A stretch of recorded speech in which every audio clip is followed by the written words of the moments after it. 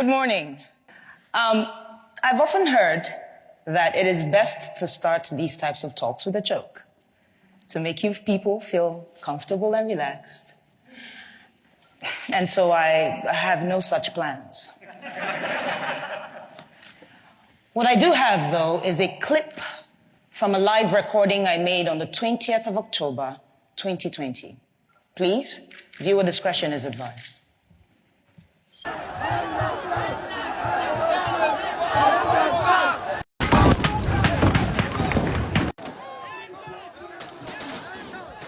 They're shooting us! They're shot two people! Oh my goodness! What's your name? See somebody else. Everybody look at this. These are the bullets that were falling by our side that were dodging bullets. My name is Obianuju Catherine Ude. Don't worry, you can call me DJ Switch. I'm from Enugu State, which is in the southeast region of Nigeria. For years, young Nigerians like myself with interesting hairstyles, ripped jeans, iPhones, nice cars, have been harassed, extorted, illegally detained, tortured, raped, and killed by the Nigerian police. Specifically, a unit of the Nigerian police called SARS. SARS stands for Special Anti-Robbery Squad, and trust me, they truly are a special bunch. A special breed of armed robbers in uniform. A special group and gang of rapists with a badge. A special crowd of murderers with a license to carry a gun. For as long as I can remember, we begged and petitioned the Nigerian government to put an end to this corrupt unit. And to their credit, they complied, or at least it seemed like they complied. First, with the disbandment of SARS in 2016, then again in 2017, 2018, 2019. I know it's an abusive relationship. 2020, and I know we all won't be forgetting 2020 in a hurry. As the coronavirus ravaged the globe, back home in Nigeria, we were more afraid of another type of virus, SARS. On the 3rd of October, a video surfaced online where SARS officers shot a young man and fled with his Lexus SUV. We were outraged. But this was followed by the gunning down of an up-and-coming Nigerian musician. I'm a musician. Could have been me. At this point, the hashtag #EndSARS was trending all over the world. And thanks to Nigeria's biggest celebrities and artists, influencers who said, enough is enough, it is time we speak up. And so by the 8th of October, the streets of Nigeria were filled with young men and women protesting police brutality, and I was one of them. But it is the 20th of October, 2020, that has brought me here today. On that very horrible day, the Nigerian army, sanctioned by the Nigerian government, stormed the Lekki toll gate. And this is a major roadway in Lagos State, by the way. No warning, no dialogue. Soldiers opened fire on unarmed, peaceful protesters with live ammunition. We cried, we braced, and we started to sing the national anthem, just with the hopes that they recognize we're not their enemy. It made no difference.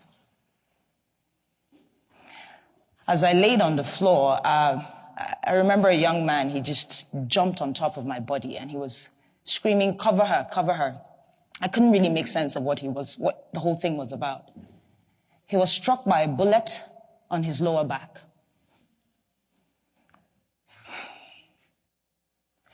I genuinely believe he saved my life, and I don't even know who he is. I don't even know why I didn't run, to be honest. At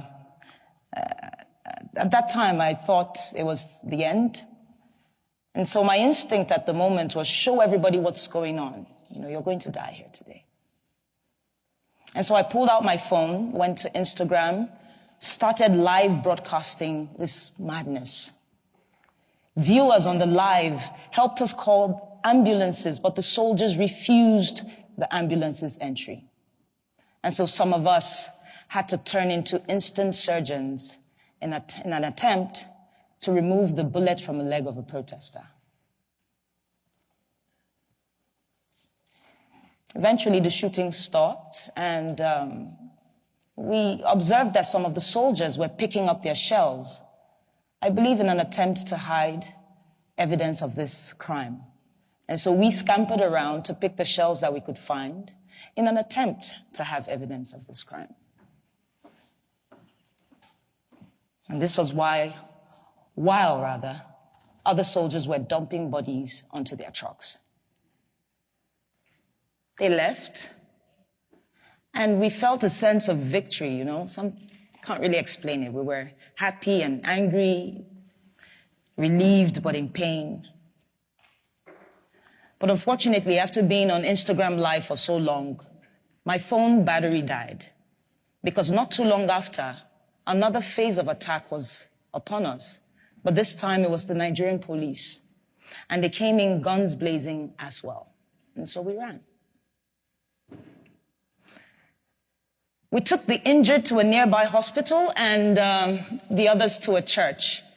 The church apparently had been on the live and they had offered us refuge. By the next morning, soldiers raided the hospital looking for me. And I owe a great deal of gratitude and thanks to a friend and colleague who had called me earlier and said, put off the location on your phone and leave that hospital as soon as possible. And so it was barely 15 minutes after I left. But it didn't end there. My boss and his wife got threatening phone calls. I couldn't go home to where I lived because we got reports of strange men lurking around my apartment complex. I haven't gone home, actually, since the 20th of October, 2020. Speaking of home, I'm from a large family of 8. 5 boys, 3 girls, with very opposing characters, I tell you. I'm the last, with a sprinkle of last child crazy. But I remember my parents, they worked really hard to provide us with basic things: food, education, healthcare, security, allowances. All while teaching us to love and respect each other's differences. On the other hand, Nigeria is home to over 200 million brothers and sisters with different cultures and tribes and faiths and beliefs. Things and differences that the government has used for the longest time to pit us against each other. But the EndSARS movement swept that away, even if it was just for a time being. I witnessed protesters collaborating and helping each other. Protesters giving food and water to the same police who's been killing us off every day.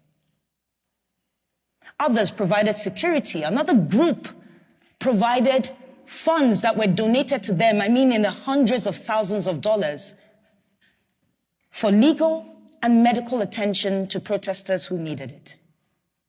This is the real Nigeria. But the Nigerian government, much like an irresponsible parent, failed to see the opportunity as a learning curve, to listen to the cries of its quote-unquote children. Instead, they chose to deny these events and also moved swiftly to silence us. Starting with the Nigerian Minister of Information, Lai Mohammed. And yes, you heard me right. The Nigerian Minister of Information, our very own spin doctor.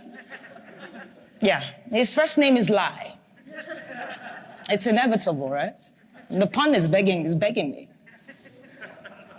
Lai called the shooting a fabrication of a massacre without bodies. He said I was a purveyor of fake news with the intent of tarnishing the nation's image, that I am a terrorist, amongst other things.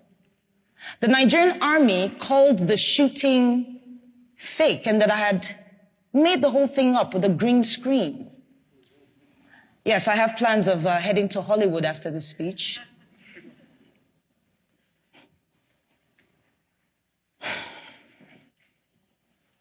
You know, 15 people died on the 20th of October, and not a single government official, police, or army personnel has been brought to book. 15, at least, all while singing the national anthem. As an artist and a DJ, I listen to music a lot, all the time. And I'm reminded of the legend, the artist, Fela Anikulapo Kuti. He was known for speaking truth to power with his art. And I'm reminded of his 1977 song titled Zombie. Here, Fela likens the Nigerian military to mindless zombies following idiotic orders. It was relevant then, it is relevant today, and it most likely will be relevant tomorrow, in the future. The same future that they say is in the hands of the leaders of tomorrow. But what we have tomorrow are recycled leaders of today who have failed to provide an enabling environment for young leaders to thrive and contribute. No, but they chose instead to kill us all off, one by one. This might sound outrageous to you, and you might wonder why. And I'll tell you. Our leaders are afraid. It's as simple as that. They're afraid of a thinking, an innovative, a collaborative, and a working Nigeria. They're afraid of every young Nigerian who, against all odds, have made it for themselves. They are afraid of a me, the coconut head generation, as we like to call ourselves. We're hard-headed, we're not easily deceived by propaganda, and we stand up to our oppressors. And while we may not do this all the time because wahala no dey finish, as we like to say back home, I think there's a Nigerian in the crowd.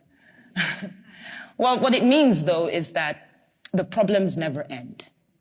And while I understand that we have to take a break to put food on the table, to at least secure our mental health, know this.